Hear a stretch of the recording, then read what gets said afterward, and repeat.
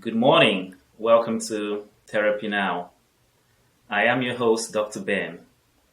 Before we get started, I would like to tell you a little bit about my background. I am a medical doctor as well as a psychotherapist. And my model of approach is holistic practice, and that includes body, mind, and spirit. And my goal is to help my clients, patients, get better in terms of focusing on these three areas. And so today's session is a hot one. We're going to cover some very, very, very important concepts. So we're going to touch on what it is that we value in life. And secondly, we're going to address how to focus on our boundaries, how to improve our boundaries. So it wasn't long ago, in fact, about 3 weeks ago, I had a client, a 30-year-old Caucasian female. She came into therapy having been in a relationship for 7 years to her boyfriend. She was not satisfied or is not satisfied with the current situation. She had faced not just abuse, but wasn't feeling as if she was gaining anything meaningful out of that relationship. She expressed pain, anguish, and time after time, she felt as though her life was in danger, but she couldn't leave that relationship. And you ask yourself why. And she even told me that there were times when her boyfriend threatened her that he was going to kill her, and the only thing stopping him was not knowing how to dispose of her dead body. And she has the physical scars to show for it. Her boyfriend would beat her up. There was even one time when he used an object and hit her over the head, and she had her skull was cracked, and she was taken to the emergency room. And after that, it wasn't long, it happened again and again.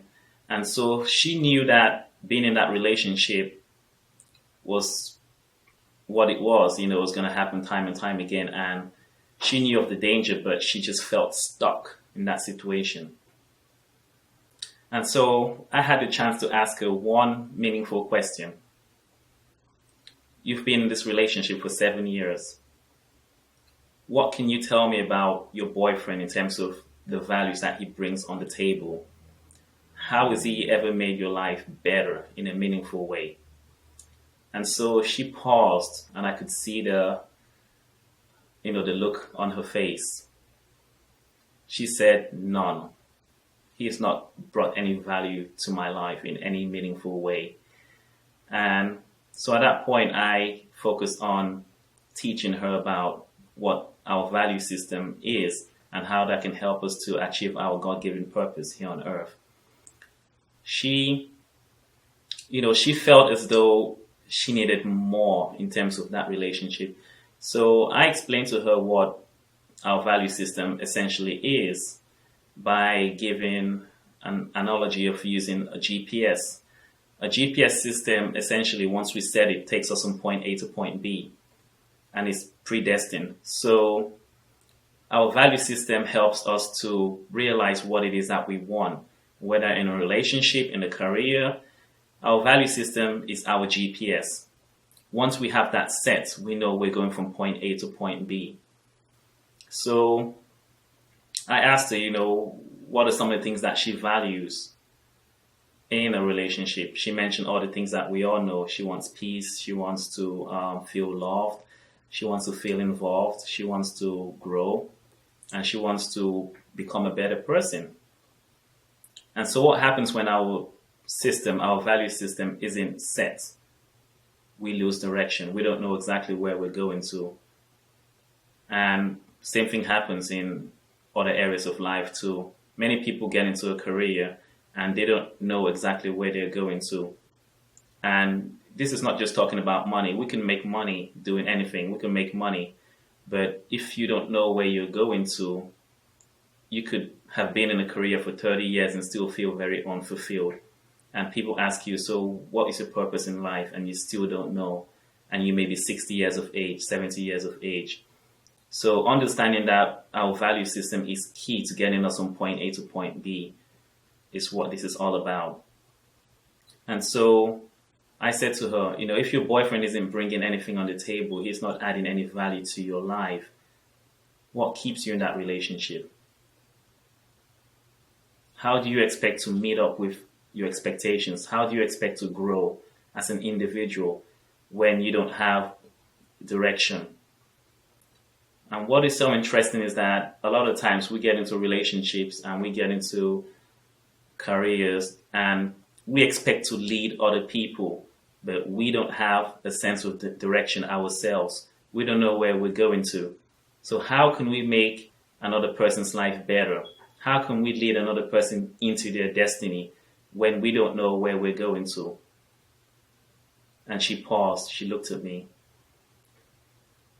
I said, this is extremely important for you to understand this concept. And because, moving forward, you want to know what are the things that you value. If you don't know, then you're going to get into another relationship and still make this same mistake. And so she understood what I was saying at that point of view. And she then told me that it has been 3 weeks that she decided to take a break from her boyfriend, and for reasons that she wants to really understand where she's headed to next. She wants to get herself together. And I encourage her to do exactly that.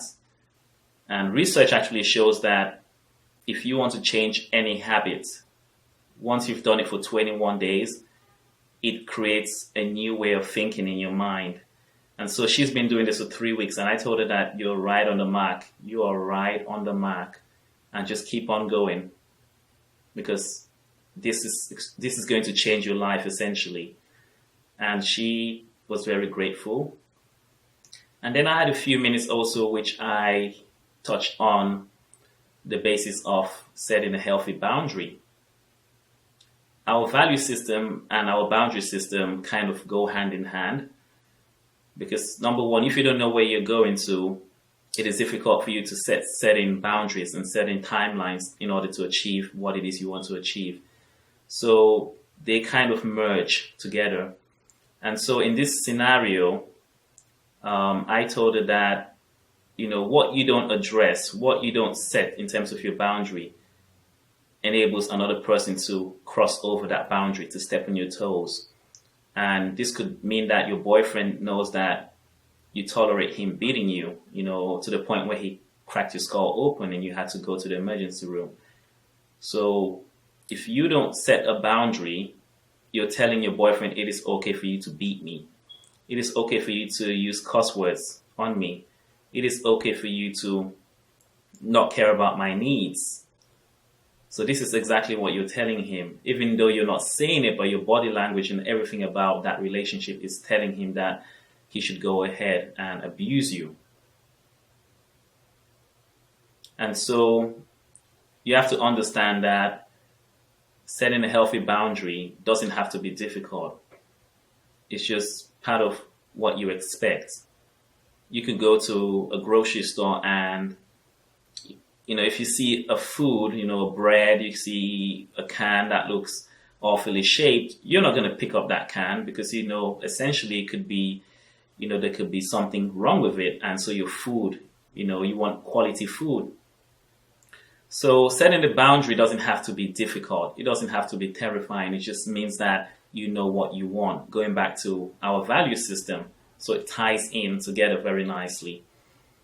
So in this scenario, you have 3 different types. You have a rigid boundary where person A can meet person B for the first time in a relationship, and until you build trust, you're going to put up a rigid boundary. You're not just going to tell everybody everything about you.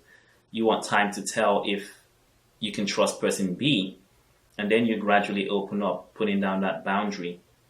And then you have what we call a porous boundary, where you can communicate with someone freely, and you don't essentially have to put up a boundary, a rigid boundary.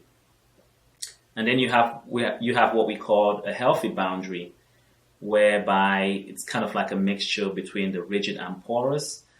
And this is healthy because you've already established the things that you feel like are boundaries for you. So you don't have to continuously put up your guard and having a rigid boundary, because then that becomes unhealthy when somebody else is trying to get to you to communicate with you and they don't succeed because you have a rigid boundary. So having a mixture between a rigid and porous is actually healthy for couples and communication and all of that stuff.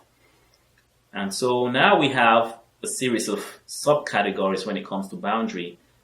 And the worst of it is emotional boundary, because a lot of people have been scarred emotionally and it takes them years. And some people never get over emotional abuse, emotional scar. And so in terms of subcategories, emotional boundaries are extremely important.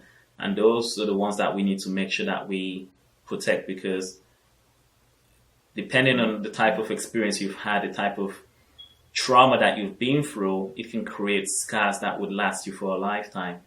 So, you have to be very, very vigilant and careful how you enable others to cross that boundary. And also we have time boundary. In some relationships, it could be the male partner, it could be the female partner, but, if one person crosses the other person's time boundary, it can also cause issues. Why? Because you feel like you've wasted the time. You feel like somebody else doesn't value you. That's how it comes across, that this person does not value my time because you've abused that time. And a good example I can give for this is, imagine you've been in a relationship. You could be married maybe for a couple of years, and your husband randomly, it's been 3 months, and he's started drinking a lot with friends, getting drunk, coming home, and you have to make sure that he doesn't choke while he's sleeping, he doesn't aspirate. So all this time that you spent making sure your husband is sleeping soundly at night and is not aspirating, it could be time that maybe you could have been sleeping, or maybe studying for an exam, or maybe looking for ways to advance yourself in life based on what you value. But that is not the case, because your husband is taking your time away from you. So he's essentially telling you that he doesn't value your goals and aspiration. And even though you may have your values, things that you want to achieve in life, he doesn't support that, because essentially he's taking away your time. So that is a time violation. And so once this happens time and time again, it brings up issues in the relationship in which you can't really improve, areas that you struggle with, and eventually that comes out as if the relationship isn't working out. And so that becomes a struggle in and of itself. And so these are areas that we need to be very vigilant in and make sure that we understand that our value system serves us to getting us to our purpose in life. Whether you're in a relationship or career, we need to be focused on why we're doing the things we're doing, so that we don't fall in that trap of kind of like a self-fulfilling prophecy. When one relationship fails, the second relationship fails, the third relationship fails, and we wonder that maybe God didn't ordain us to be in this relationship. No, we have a choice to make. But how do we make a choice when we don't know what it is that we value? In the book of Hosea 4:6, it says, "My people perish because of a lack of knowledge." This is what the scripture says. And essentially it's telling us that we need to know, we need to get into the zone of being knowledgeable about things like this, because it affects us, not just only us, but it affects our immediate surroundings, people that we hang around with. Could be family, in-laws, and all of this stuff. So when it comes to building good relationships, solid relationships, we need to focus on value, number one, and number two, setting a healthy boundary. Because if we don't do these two things, it's almost guaranteed that failure is gonna be right around the corner. So we need to be aware of our choices. We need to make good choices. We need to establish a solid foundation in our value system because it is key.